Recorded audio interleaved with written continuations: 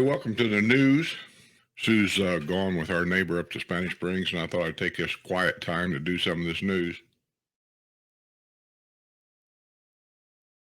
By the way, I hope you guys enjoyed that little tour of Deb's new residency over there at Mount Dora. I'm not answering any of those comments down below that video, and I'll tell you why. It's not that I'm ignoring anybody. I'm not. I've read all the comments and questions, and they're all very good. I leave it for Deb to answer those questions. That's her place. She knows about it, and whatever information she wants to put out there, that'll be up to her or Sue. I wasn't there. I didn't do any of the videoing. I didn't get a tour, so I don't know anything about the place. So I leave it up to Deb as to answer any and all those questions. So just so you know, that's why I am not answering anything.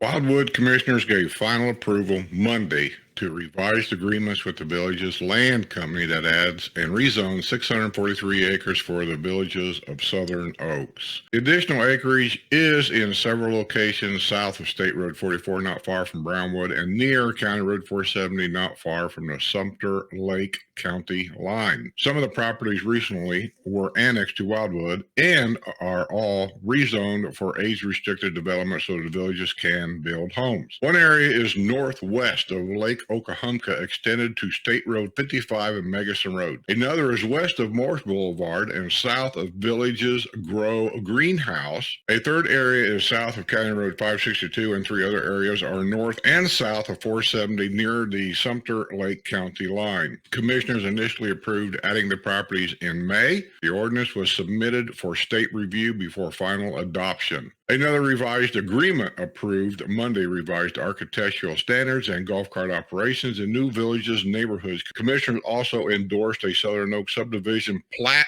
for 159 single-family homes on 155 acres. A villager nabbed on a driving under the influence charged while at the wheel of a golf cart wanted law enforcement to let her off with a warning. Donna Frances Hanson, 62, of the village of Chatham, was driving a golf cart at about 7 p.m. Saturday on Mulberry Lane near the Mulberry Grove Recreation Center when she swerved into another vehicle's lane of traffic and almost hit the curb, according to the arrest report of Marion County Sheriff's Office. The other person stopped to see if Hanson needed assistance and discovered the New York native was apparently under the influence. There was an alcoholic beverage at the center console of her golf cart.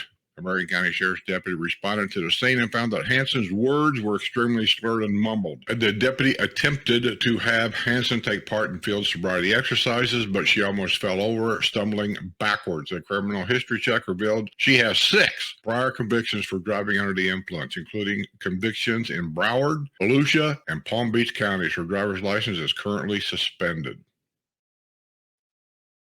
6. Chief was talking to us about how there's a point system, I guess. Depending on what you're charged with, you collect points. And they can't make I guess they can't really make the criminal charges more serious until you get certain amounts of points. I don't know exactly how that works, but I don't know if I agree with this system or not, because it just seems like these people get arrested 6, 7, 8, 9 times for doing the same thing, and then they walk, and they do it again, and then they walk. I don't know. I just don't like it.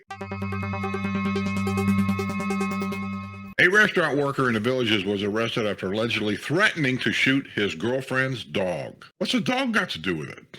Gregory Douglas Witten, 35, who lives at Lakeside Landings Inn, Oxford, was arrested Saturday morning at the Reveille Cafe at Magnolia Plaza on charges including aggravated battery with a deadly weapon, committing a second-degree felony with a firearm, and false imprisonment, according to the arrest report. Witten said he and his girlfriend left the Reveille Cafe at about 2 p.m. Friday and went to their bank at Walmart before arriving home at about 6 p.m. that day. Witten said he ate ribs and attempted to lay down for bed, but received a call from his ex-girlfriend. He claims his current girlfriend suffers from vertigo and has fallen in the past. It was a far different story than the girlfriend told the police when she went to the Wildwood Police Department the day after the alleged altercation, during which Witten took her gun and threatened to kill her dog, Gizmo. She said Witten, who was arrested in 2020 on a drunk driving loitering charge near the hacienda of Mission Hills, had been drinking and was in a bad mood from the incident that occurred while he was at work. Witten received a call from his ex-girlfriend that caused him to become even angrier. Anger management. I can see it coming, can't you?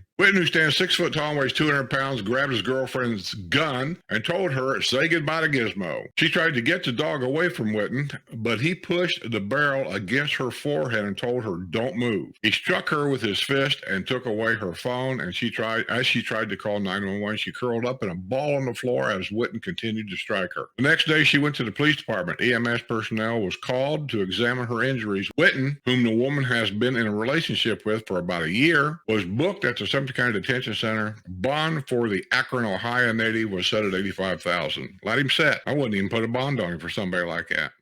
Jimmy Cunningham, who recently moved to the Villages, got his first hole-in-one this past Thursday while golfing at the Longleaf Executive Golf Course. Cunningham now calls Hammock at Finney home. Congratulations, Jimmy, on your hole-in-one, and welcome to the Villages. You'll love it. Letter to the editor. To the editor.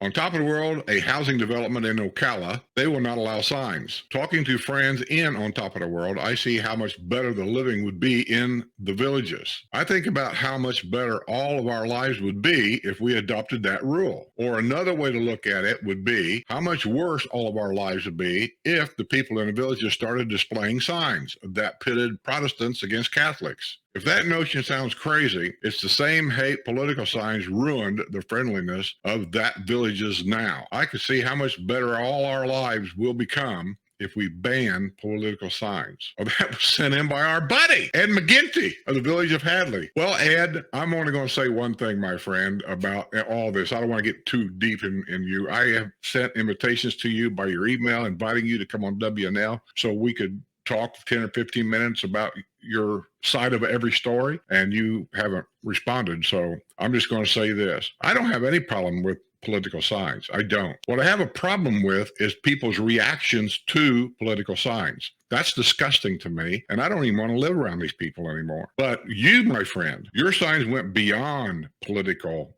statements. You got to remember, our roads are open to the public. Children sit in the backseat of these cars and they see things. And your signs had vulgarity on them, like F Biden or F Trump, whatever it was. I saw you're a Trump hater. F Trump. How many times do you put that out there? Do you think it's okay for a 6-year-old to see that sign and then ask their mommy and they say, "Daddy, what does that F word mean?" Huh? And that's the problem. You don't get it.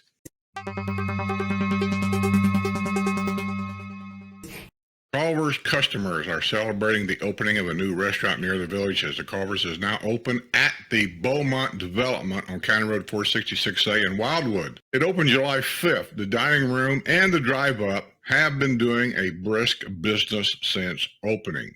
Yes, that's because northern food is just so good. The Beaumont Culver's is the second in the Villages area. The other is located in Southern Trace Plaza. Known for its Butterburgers and frozen custard, Culver's now has about 4,300 franchise restaurants in the United States and Canada. The first restaurant was founded 38 years ago in Sauk City, Wisconsin by Craig and Lee Culver. Well, my favorite place to get frozen custards, as everybody knows, is Ollie's. I don't go up there a lot, but anytime I happen to be with Sue and we have to go to Spanish Springs for shopping, or we're going to meet somebody for lunch or something like that, I can almost guarantee you before I come home, we're going to make a side stop over there to Ollie's. And I'm going to get my famous banana splits they have there. That's all I can say is The more I think about it, the more I should just go up there anyway. But it's not healthy, okay? A builder who served the wrong type of chicken and alleged attacked an employee at the senior living facility won't face prosecution on a battery charge. Karen Elaine Linder, 79, wound up spending the night in the jail after her arrest on the evening of June 27th in the dining hall, Sumter Senior Living on County Road 466A in Villages. I've been inside this here years ago. I didn't go in and do video or anything. I went inside. We had a good look around several levels of it. Underneath it on the backside, which you cannot see from 466 there, or 466A, there's a parking garage all underneath of this place, and there's golf carts and everything up there, and there's elevators from inside to take you down to your golf cart or whatever. So people that live there, they have golf cart accessibility to anything in the villages if they want. And there's basically 3 different buildings there. The first one is like an apartment. It's I don't know what you call it, where you can take care of yourself, and then you sign up for things that you have to pay for. And if you don't want them, you don't have to do it. One is you can have your laundry done so many times a week, and you pay for that. Another one is your meals. I think that comes with the apartments. These are basically little apartments. Get meals 3 times a day, and they got a huge kitchen there, huge dining room. And I went through this whole thing, and they got a great bar. I mean, a great bar. It was just a great place. I liked it. A suspected burglar was arrested after an out-of-towner spotted him on her property thanks to her surveillance system. The owner of the home on Lakeview Street in Lady Lake was in North Carolina when she received a notification on her phone from her security system, according to the arrest report. She observed a man with a red backpack who was walking around her fenced-in property. He attempted to open windows and doors at the residence. When officers arrived on the scene, they found 43-year-old Christopher Franklin Balius sitting under the back porch of the residence. His bicycle was parked out front. Officers determined he would have had to climb the fence to enter the property and noted there were no trespassing signs posted. Sayas was arrested on charges of burglary and trespassing. He was booked at Lake County Jail on a $6,000 bond. To the editor, I agree that no signs in the villages would help to alleviate tensions among or between neighbors. I think that we should work toward the abolishment of political signs and flags. It is better to meet or not to know political preferences, religious preferences, or ethnicity. That peace, harmony, and friendliness reign again. And I got no problem at all people wanting to fly a political flag or put a political sign on the side of their car.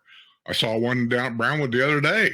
A political sign on the side of the car. That's our freedoms to do that. The problem I have is people, not the signs or the flags. It's people.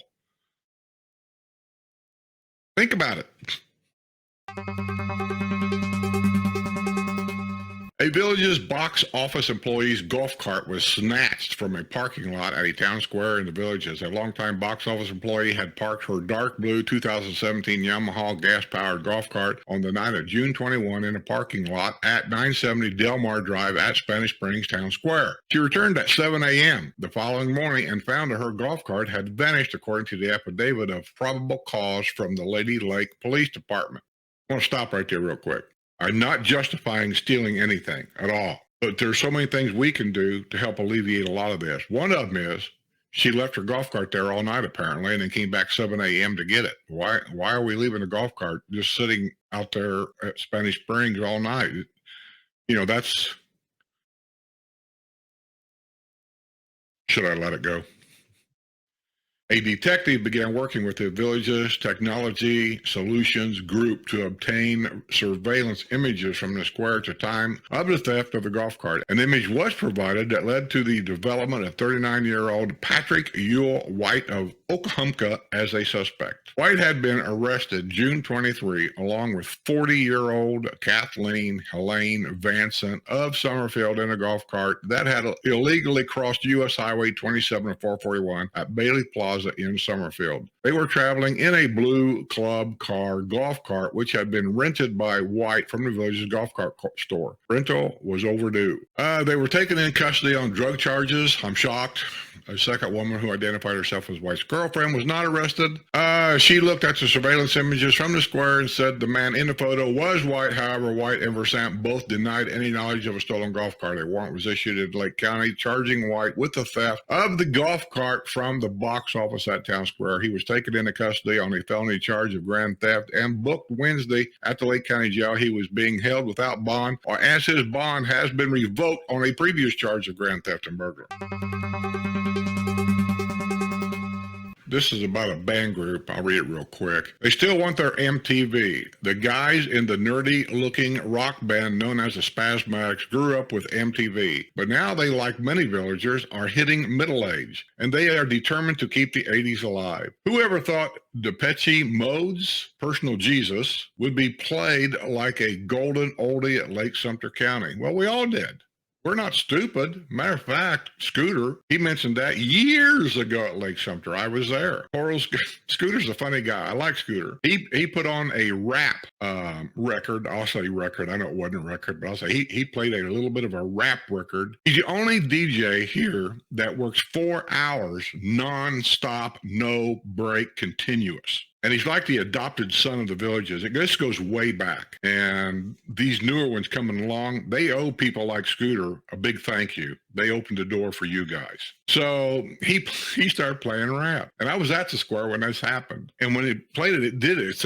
It just took you back because you're not used to hearing that kind of stuff here in the retirement community. And everybody at the square all kind of got a little quiet. And then you heard a few boos in the audience. And then he shut it off and he goes, hey, because I don't want to hear it. He said, 30 years from now, all the retired people, this is what they're going to be playing here. And I got to thinking about that. He's right. Right now, at that time, they were playing 50s stuff because most of the retirement people here grew up with the music in the 50s. And then 10 years later, guys like me come along, and then our music is more in the 60s. And then again, 70s. And so the day's coming that rap is going to be the average music that you're going to hear on the squares. And then who knows after that. But I have heard about the Spasmatics. I guess they're very good at what they do. So when the Rockies and Rollers end up fading away, and they will, people like the Spasmatics will be moving in. This band bids farewell to Elvis and the Beatles and say hello to the Clash, Ramones, Flock of Seagulls, Billy Idol, Bryan Adams, and even Tony Basil. Villages demographics are changing, and the Spasmatics are appealing to a newer, younger audience that came of age in the 80s and 90s. Hey, times are changing. Nothing you can do about it. We're all getting older. Just have to learn to embrace it. The developer has failed to respond to a request for financial help with the demolition and planned replacement of the windmill and water tower at Brownwood Paddock Square. The initial cost of the removal and replacement of the windmill and water tower was estimated at $225,000 and would be paid for through the project-wide advisory committee, which is funded by residents. Let me take a sip of my coffee. I should be drinking beer. The ornamental structures were demolished prior to the start of hurricane season due to rotting wood at their base, making them a safety hazard. Last month, the Community Development District 7 Board of Supervisors sent a letter to the developer asking for financial support for the demolition and replacement of the windmill and water tower. However, the CDD7 Board was disappointed to learn that Thursday that the developer has not responded to the letter, which District Manager Kenny Blocker had said was hand-delivered to the developer. CDD7 supervisor said the lack of response is a stronger indicator of the developer's position on the request. You should watch my channel. Perhaps this is our response. CDD7 Chairman Jerry Vicente was more than a little miffed that the developer didn't even respond. He doesn't have to. He doesn't work for you. You're not the boss. Well, after a man from Guatemala was arrested at Aldi's after he was caught behind a wheel without a driver's license. Dario Antonio Bamaca Cinto, 23 of Orlando, was driving a tan Chevrolet SUV shortly after 11 p.m. Wednesday on U.S. Highway 301 when Wildwood police officer noticed that Cinto was not wearing a seatbelt. A traffic stop was initiated at the nearby Aldi grocery store in Oxford. During the traffic stop, Cinto handed the police officer a Guatemalan identification card. A computer check confirmed he does not have a valid driver's license. Cinto was arrested on a charge of driving without a license. He was booked at some kind of detention center and was released after posting a $500 bond. So did he get back in his car and then drive back to Orlando after he was released? Villagers should always pick up after their pets and dispose of pet waste in their household trash or in a designated container. Pet waste should not be left on the ground and should never be put into a storm drain, roads, or water bodies. You would be surprised how many older people do this. I've seen them do it. Even when they're walking their dogs at night around your neighborhood, they'll pick up your dog waste out of your yard, and I've seen them walk down to the end of the street and throw that dog bag and kick it into the drainage system in villages, and that water from the street drains into swamps. And so it's not unusual to go around some of these swamps around the edge right there, and you'll see these little plastic bags around. It's disgusting what some of these people will do. When it rains, pet waste can flow into storm drains and into roads. Eventually, the waste ends up in the water bodies, causing water pollution. Waste also causes excess nutrients, which creates algae bloom, and decreases oxygen in the water. This condition has an adverse effect on fish and other aquatic life. If not disposed of properly, pet waste not only affects water quality, but public health. The bacteria found in pet waste are very harmful and can make people ill. Always clean up after your animals. Use bags or scoopers to pick up waste. Dispose of waste in pet waste containers or in your household trash. Do not put pet waste into storm drains or on the road. All right, this is phase 3 or 4. I've done lost count of this news. I'll get this done. I believe this is going to be the end of it, and I'll get it all pinned together and I'll get it up. I just want to say, I hope you guys enjoyed the little bit of what goes on before WNOW with the systems check I've done with Linda. All you Patreon members, you're the only one that got that. I got a few emails saying they thought it was hilarious. I thought it was kind of funny too. So I hope you enjoyed it.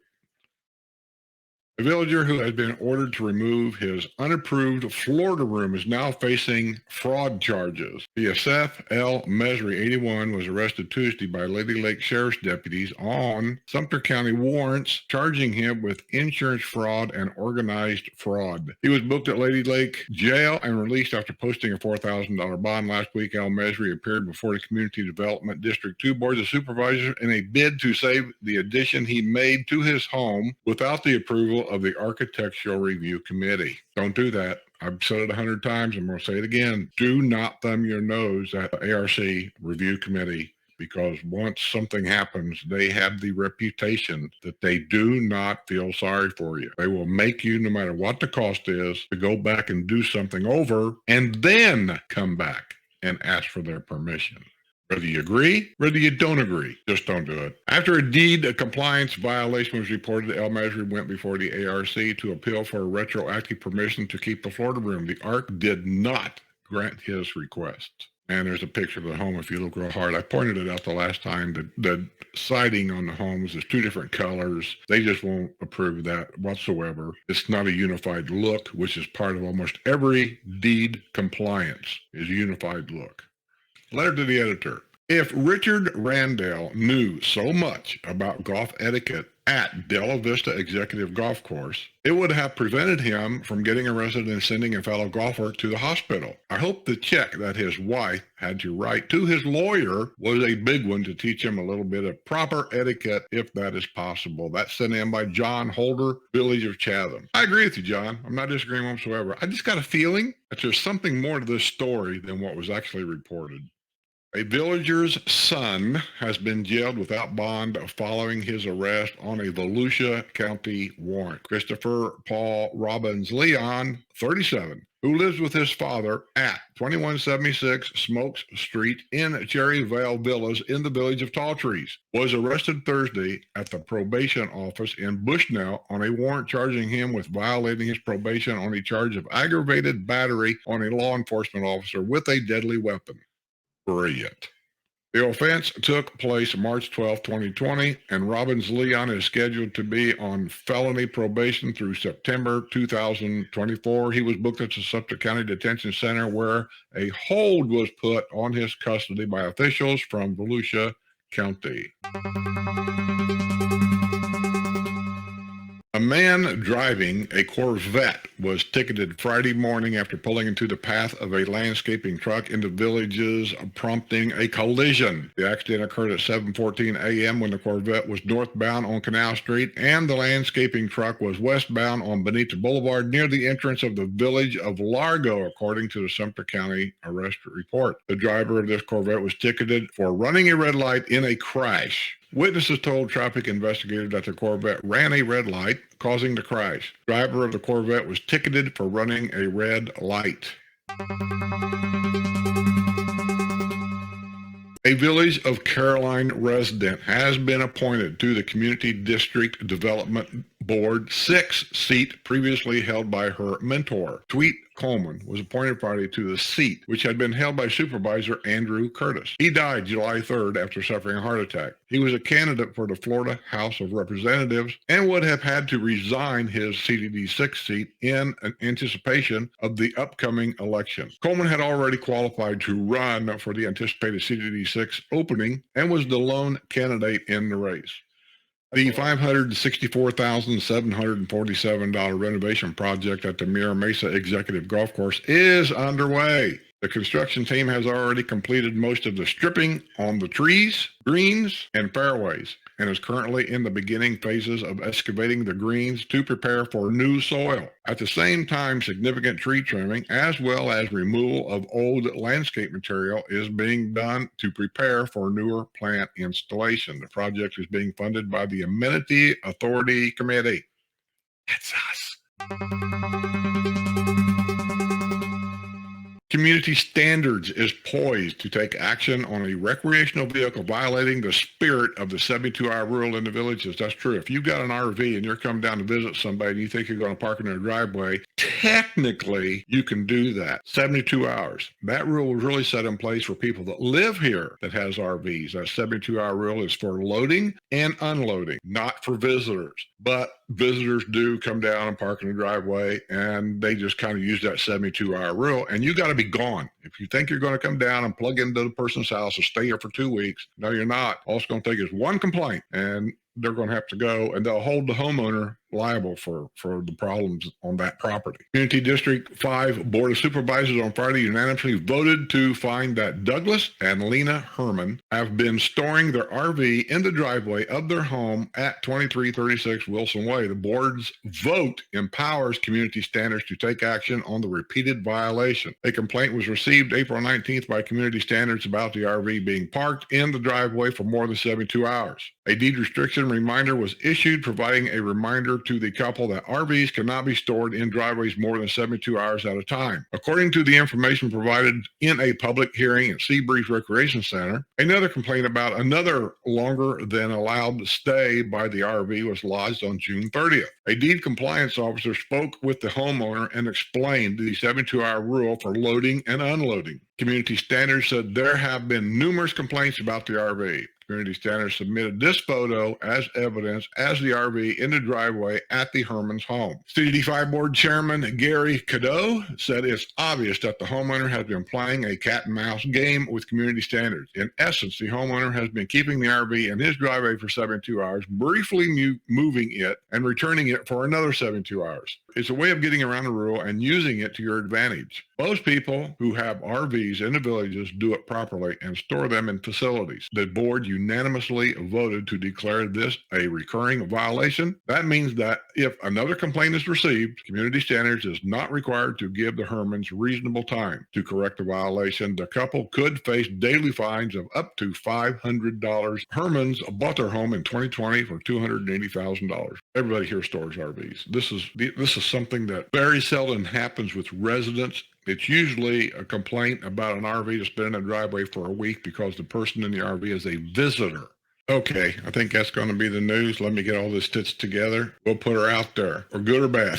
So with that being said, I'll just say, this being a Friday, enjoy your weekend. I'll be working most of the weekend, still getting ready for the W&L show.